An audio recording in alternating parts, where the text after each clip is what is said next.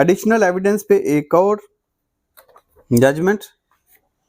Again हमने कहा कि जैसे कि एडिशनल एविडेंस जो है ये एपलेट स्टेज पे कोर्ट की डिस्क्रिशन है कि क्या वो document fair decision just decision के लिए ज़रूरी है, क्या उस डॉक्यूमेंट का फाइल पे आने की वजह से केस प्रेजुडिस तो नहीं होता, क्या वो डॉक्यूमेंट फैब्रिकेटेड तो नहीं है जो इजीली बन सकता है। 2015 SCMR 58 2015 SCMR 58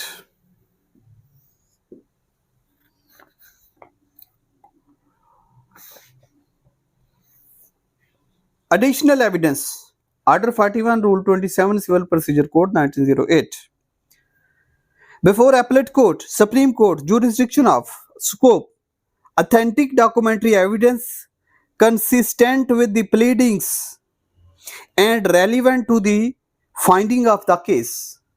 एक तो प्लीडिंग के मुताबिक हो, कोई नया ही डॉक्यूमेंट ना हो, कोई नई चीज ना हो। जैसे कि हमने कहा कि party can not play beyond the pleading, not allowed party to produce evidence beyond the pleading. तो प्लीडिंग के अंदर रहते हुए हो, यानी प्लेंट और रिटन स्टेटमेंट के कॉन्सोनेंट्स हो। Additional evidence facilitating resolution of controversy.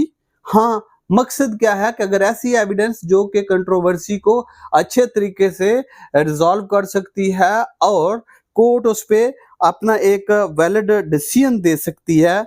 Such additional evidence was admissible on record in the appellate court jurisdiction of Supreme Court to do complete justice between the parties favored additional evidence to be admitted in order to meet the ends of justice।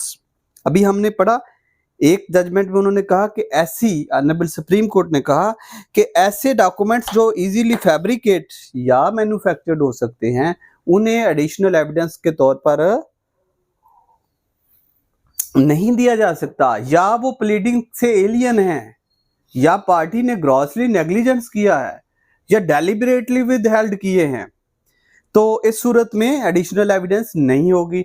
अब 2015 SCMR 58 supreme court कह रही है कि नहीं, additional evidence हो सकती है अगर प्लीडिंग के मुताबिक हो। इसी तरह एक और जजमेंट इसमें है जी, PLD 1992 SC 96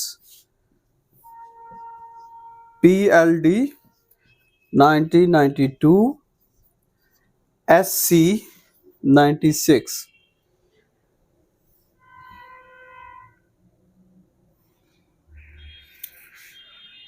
अब इस सूरत में सर एडिशनल एविडेंस जो है वो एक्सेप्टेबल है, वो अलाउ की जा सकती है।